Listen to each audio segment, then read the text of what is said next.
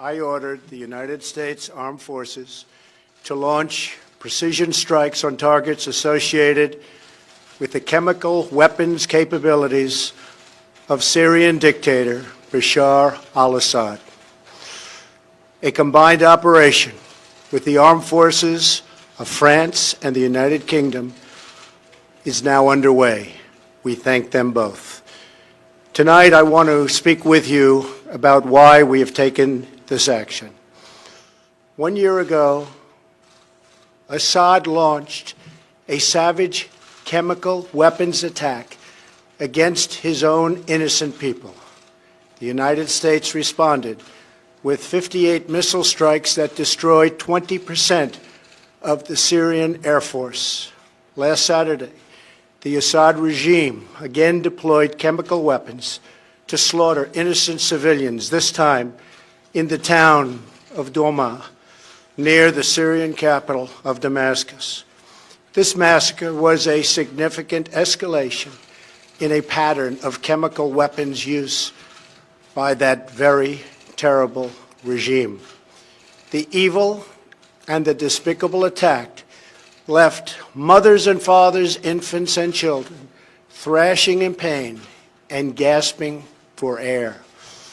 These are not the actions of a man.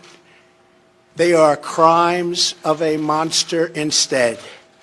Following the horrors of World War I a century ago, civilized nations joined together to ban chemical warfare. Chemical weapons are uniquely dangerous, not only because they inflict gruesome suffering, but because even small amounts can unleash widespread devastation.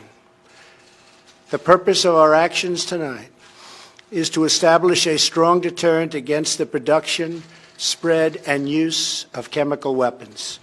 Establishing this deterrent is a vital national security interest of the United States.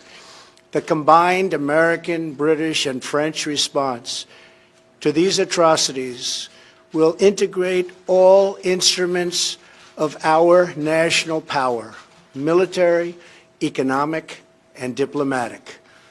We are prepared to sustain this response until the Syrian regime stops its use of prohibited chemical agents. I also have a message tonight for the two governments most responsible for supporting, equipping, and financing the criminal Assad regime. To Iran and to Russia, I ask, what kind of a nation wants to be associated with the mass murder of innocent men, women, and children? The nations of the world can be judged by the friends they keep. No nation can succeed in the long run by promoting rogue states, brutal tyrants, and murderous dictators. In 2013, President Putin and his government promised the world that they would guarantee the elimination of Syria's chemical weapons. Assad's recent attack and today's response are the direct result of Russia's failure to keep that promise. Russia must decide if it will continue down this dark path or if it will join with civilized nations as a force for stability and peace. Hopefully, someday we'll get along with Russia and maybe even Iran, but maybe not. I will say this, the United States has a lot to offer. With the greatest and most powerful economy in the history of the world. In Syria, the United States, with but a small force being used to eliminate what is left of ISIS, is doing what is necessary to protect the American people. Over the last year, nearly 100% of the territory once controlled by the so-called ISIS Caliphate in Syria and Iraq has been liberated and eliminated. The United States has also rebuilt our friendships across the Middle East. We have asked our partners to take greater responsibility for securing their home region including contributing large amounts of money for the resources, equipment, and all of the anti-ISIS effort. Increased engagement from our friends, including Saudi Arabia, the United Arab Emirates, Qatar, Egypt, and others, can ensure that Iran does not profit from the eradication of ISIS. America does not seek an indefinite presence in Syria under no circumstances. As other nations step up their contributions, we look forward to the day when we can bring our warriors home, and great warriors they are.